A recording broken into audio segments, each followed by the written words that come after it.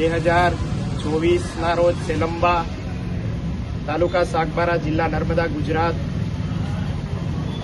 સેલંબાના આંબેડકર ચોક ખાતે આપણે સૌ આજે ભેગા થયા છે। એ ખાસ કરીને આજે ભેગા થયા છે એના પર દબાણ બી છે। લોકો ભેગા ના થવા જોઈએ એમ કરીને દબાણ છે અને એટલા માટે કહેવામાં આવે છે કે ભેગા થાવ તો વધારે બોલવાનું નહીં। આ પોલીસ મિત્રો અહીંયા આપણી સાથે છે અને એ લોકો વિડીયો બી લઈ રહ્યા છે,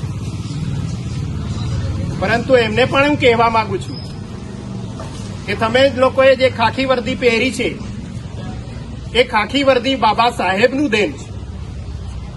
તમે જે નોકરી કરી રહ્યા છે એ બાબા સાહેબનું દેન છે। એટલે હું એવું કહેવા માંગુ છું કે બાબા સાહેબનું અપમાન જે લોકોએ કર્યું છે એનો વિરોધ તો આ ખાખી વર્દી પહેરવા વાળાએ પહેલા કરવો જોઈએ, નોકરી કરવા વાળાએ પહેલા કરવો જોઈએ, સારું સારું શિક્ષણ લેવા વાળાએ કરવો જોઈએ।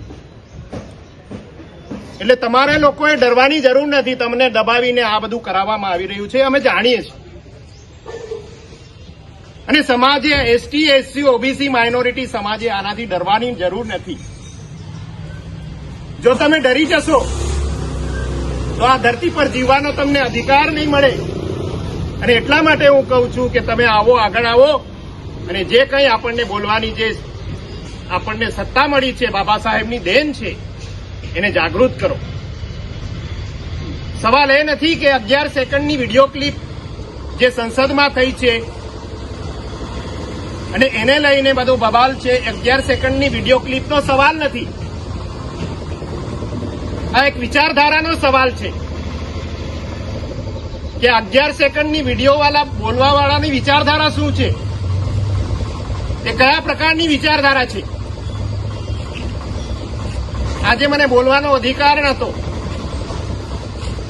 હું બોલી રહ્યો છું, એ કદાચ આ તે સમયે બોલ્યો હોત તો અત્યારે મારી જીભ કાપી નાખી હોત। મને સારા કપડાં પહેરવાનો અધિકાર નહોતો, મને સંપત્તિ રાખવાનો અધિકાર નહોતો, મહિલાઓને જાહેરમાં આવવાનો અધિકાર નહોતો અને ઘણા બધા અધિકારો નહોતા। એ આપવાનું કામ બાબા સાહેબે આપણને આપ્યું છે અને એટલા માટે આપણે અહીંયા ઉભા છીએ। તમારા બાપ દાદાઓને જઈને પૂછજો કે આ સેલંબામાં જતા હતા ત્યારે પાણી કેવામાં આપતા હતા, ડબલામાં આપતા હતા, આપણે સંડાસમાં બેસીએ ને એવા ડબ્બામાં પાણી આપતા હતા। આ દૂરની વાત નથી, તમારા વડીલો બેઠા હશે એમને પૂછજો કે તમને તમારી સાથે કેવું વર્તન કરવામાં આવતું હોય। શિક્ષણ નહીં આપવાનું, એ બધા અધિકારીઓ આપણી પાસે નતા, અહીંયા ઉભા છે, બધા જ જાણે છે। પોલીસવાળા હોય કે બીજા રિટાયર વ્યક્તિઓ હોય કે કોઈ બી હોય, આ ધંધો કરવાનો બી અધિકાર નતો તમને, અને એ બધું બાબા સાહેબે આપ્યું છે। પણ તમારે તમારો ઇતિહાસ જાણવો પડશે કે આ બધું કોણ નતું કરવા દેતું તમને, તમને કપડાં નતા પહેરવા દેતા, આ બધી જે વ્યવસ્થા કોણે ઉભી કરેલી એ તમારે જાણવું પડશે ને। વર્ણ વ્યવસ્થા ઉભા કરવા વાળા કોણ હતા, મનુ ભગવાનના વિચારો લાવવા વાળું કોણ હતું, એ તો તમારે જાણવું પડશે। એ લોકો આપણને દબાવતા હતા અને જ્યાં સુધી ઇતિહાસ નહીં જાણો ત્યાં સુધી પછી આપણે પાછા એ લોકોની ગુલામી બાજુ જઈ રહ્યા છીએ, એટલે એ વિચારવું પડશે। અને એ લોકો જે આપણો જે વર્ણ વ્યવસ્થા ઉભા કરવા વાળા એ લોકો અત્યારે ક્યાં છે એ પણ આપણે જાણવું પડશે।